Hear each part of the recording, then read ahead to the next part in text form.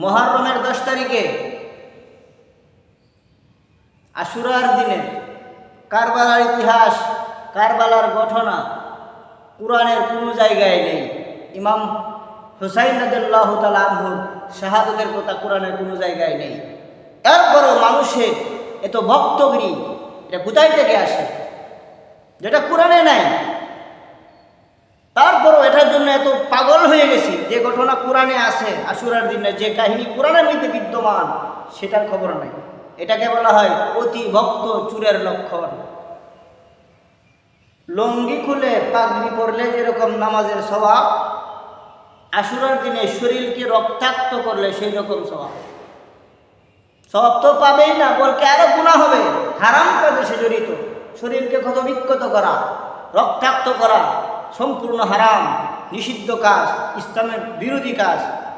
নামে কারবালার নামে যে মাতম জারি দেওয়া শুরু হয়ে গেছে, যে প্রপাগান্ডা আরম্ভ হয়েছে, এর শাস্তির শেষ নাই, গুনাহের কোনো শেষ নাই।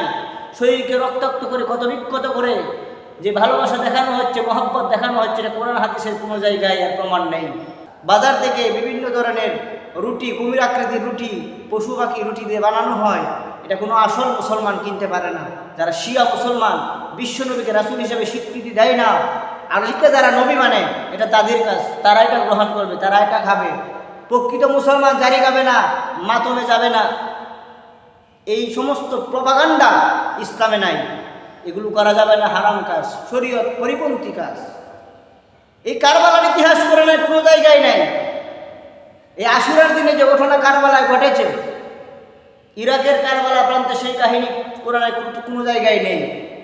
আর যে কাহিনীগুলো আশুরার দিন আল্লাহ পাক কোরআনের মধ্যে বিদ্যমান, সেগুলোর খবর নেই।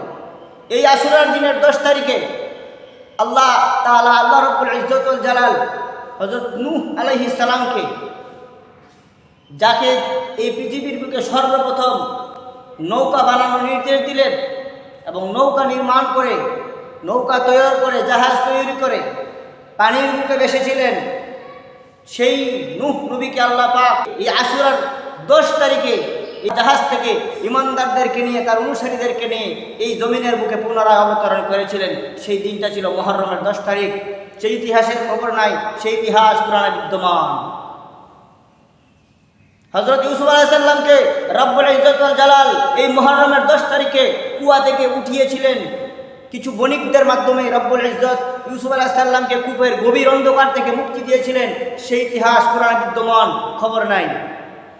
সেই মুহররমের 10 তারিখে আশুরার দিনে রব্বুল ইজ্জত ওয়াল জালাল মূসা আলাইহিস সালামকে তার দলবল বনী ইসরাইল সহ ফেরাউনের কবল থেকে মুক্তি দিয়েছিলেন, খবর নাই। সেই ইতিহাস কোরআনে বিদ্যমান। রব্বুল ইজ্জত ওয়াল জালাল এই পৃথিবীকে মুহররমের 10 তারিখ আশুরার দিনে সৃষ্টি করেছিলেন, ইতিহাস আছে। এই পৃথিবী আবার মুহররমের 10 তারিখে আশুরার দিনে ধ্বংস হবে, সেটা বিদ্যমান, খবর নাই। হযরত ইব্রাহিম আলাইহিস সালামকে নমরুদের আগুন থেকে এই মুহররমের 10 তারিখে মুক্ত করেছিলেন, ইতিহাস কোরআনে বিদ্যমান। যে সমস্ত ইতিহাস আশুরার দিনে ঘটেছিল, আল্লাহ পাক সবগুলো ইতিহাসের কারণে আশুরার দিনকে সম্মানিত করেছিলেন। যে সমস্ত ইতিহাস কাহিনী কোরআনের মধ্যে বিদ্যমান, সেগুলোর খবর নাই। যে ইতিহাস, যে কাহিনী কোরআনের মধ্যে নাই, সেগুলো নিয়ে ভক্তগিরির অভাব নাই।